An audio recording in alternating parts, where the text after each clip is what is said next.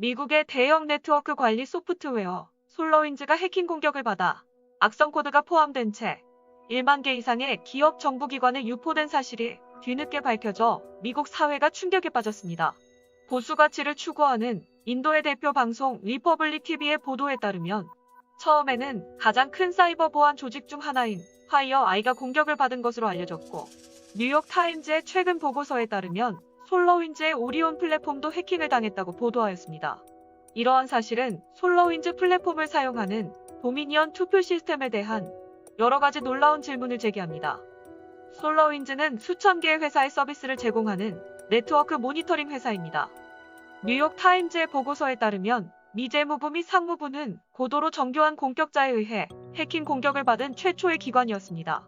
공격의 여파에 직면해 있는 다른 기관으로는 질병통제예방센터, 국무부, 법무부, 미 국가안보국, 연방수사국, 국방부 등 국가안보 관련 핵심 기관 다수에서 사용되고 있다는 사실이 알려지면서 이번 사태의 파장은 더욱 컸습니다.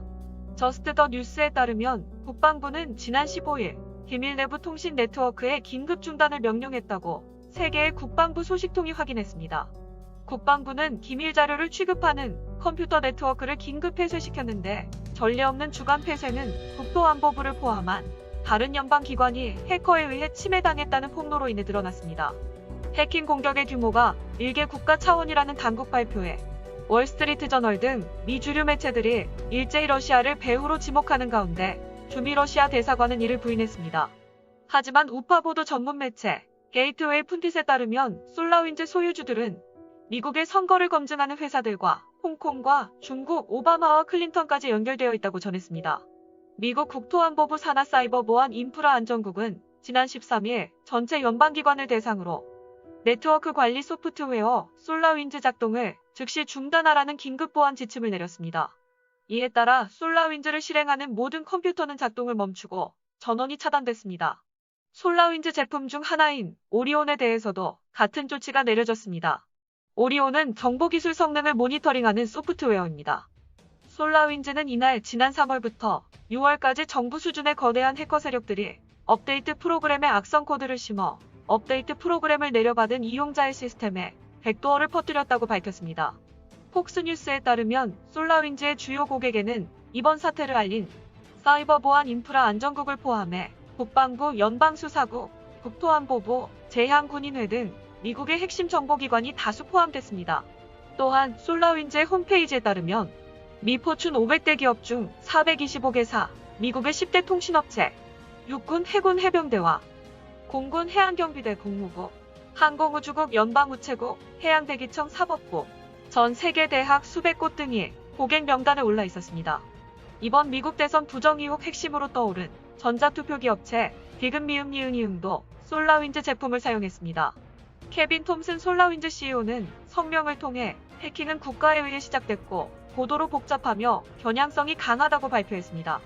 이를 근거로 워싱턴 포스트 등 주류 매체는 러시아 정부 해커가 일으킨 사건으로 단정지었습니다.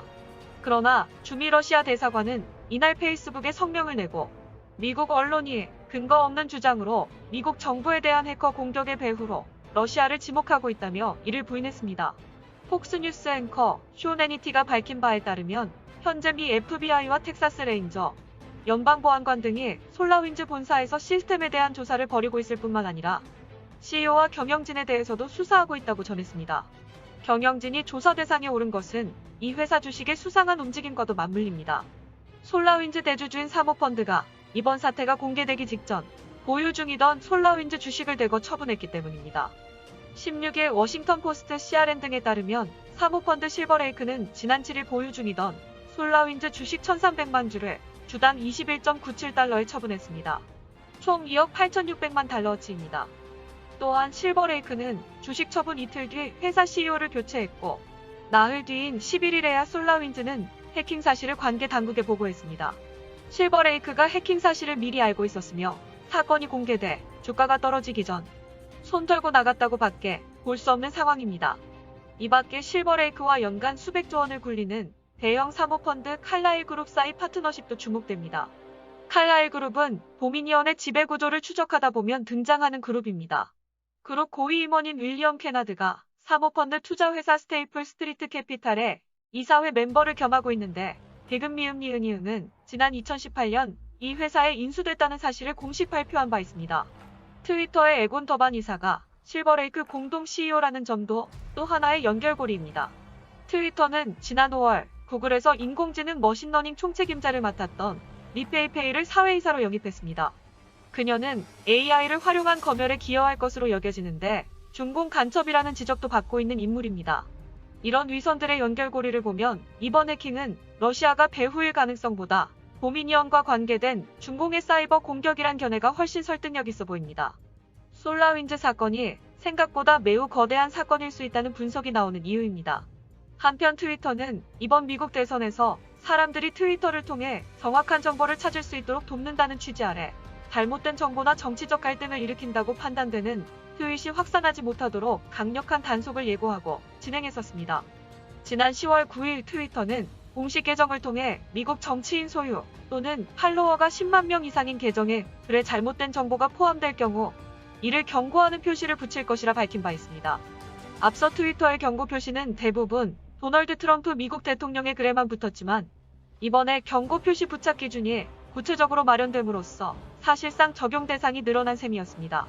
경고 표시가 붙은 글을 보려면 논쟁 중인 사안입니다라는 문구가 적힌 창을 확인한 뒤에 한 번 더 클릭해야 했고 이를 리트윗하기 전엔 올바른 정보를 먼저 확인하세요라는 표시를 읽게 했습니다. 이러한 경고 정책으로 트위터는 바이든에게 불리한 정보는 적극 봉쇄하였습니다. 그리고 그들의 봉쇄 정책은 목적을 달성했습니다. 그들은 사기 선거에 대한 비판을 논외된 또는 가짜 뉴스로 나열할 수 있었습니다. 그리고 그것은 특히 트럼프 대통령을 강타했습니다. 그러나 이제 빅테크들은 결과를 조작하고 자유민주주의를 갈망하는 보수주의자들의 주장을 검열하는 소기의 목적을 달성했기에 그들이 선거 전에 만들었던 경고 라벨링 규칙을 철회해야 한다고 발표했습니다. 미국의 정치평론가 데이비드 루비는 이러한 트위터의 정책을 향해 믿을 수 없습니다. 선거 2주 전에 트위터는 당신이 리트윗하는 방법을 바꿨습니다. 왜냐하면 그들은 분명히 어떤 것이 입소문 나기를 원하지 않기 때문입니다. 하지만 이제 그들이 원하는 결과를 얻었으므로 그들은 예전 방식으로 돌아가고 있습니다. 그들은 우리가 상상할 수 없는 방법으로 우리를 조정하고 있습니다라며 신랄하게 비판했습니다. 유튜브 역시 지난 9일 선거 부정에 대한 의혹들이 유튜브를 통해 끊임없이 제기되자 광범위한 투표 사기를 허위로 주장하는 동영상을 삭제하기 시작할 것이라고 밝힌 바 있습니다. 그러면서 자기들은 사람들이 좀 더 권위 있는 정보에 연결되길 원하며 권위 있는 뉴스가 널리 시청되도록 유튜브 알고리즘을 통해 추천해준다. 그리고 이미 9월부터 유해하고 오해의 소지가 있는 컨텐츠를 유포했다고 판단된 8,000개의 채널과 수천 개의 선거 관련 동영상을 삭제하는 노력을 해왔다고 공지를 했습니다. 또한 지난 1일에는 CNN의 선임 편집자와 제프 주커 CNN 사장이 트럼프의 퇴진을 압박할 구체적인 조치를 논의하는 회의 내용이 폭로됐습니다. 두 사람은 트럼프가 백악관을 떠나지 않을 수 있다는 걸 절대로 강조하지 말고 트럼프의 그 어떤 것도 정상인으로 취급해 보도해서는 안 되며 트럼프가 승복할 것처럼 방송 꾸며라라는 지침도 세웠습니다.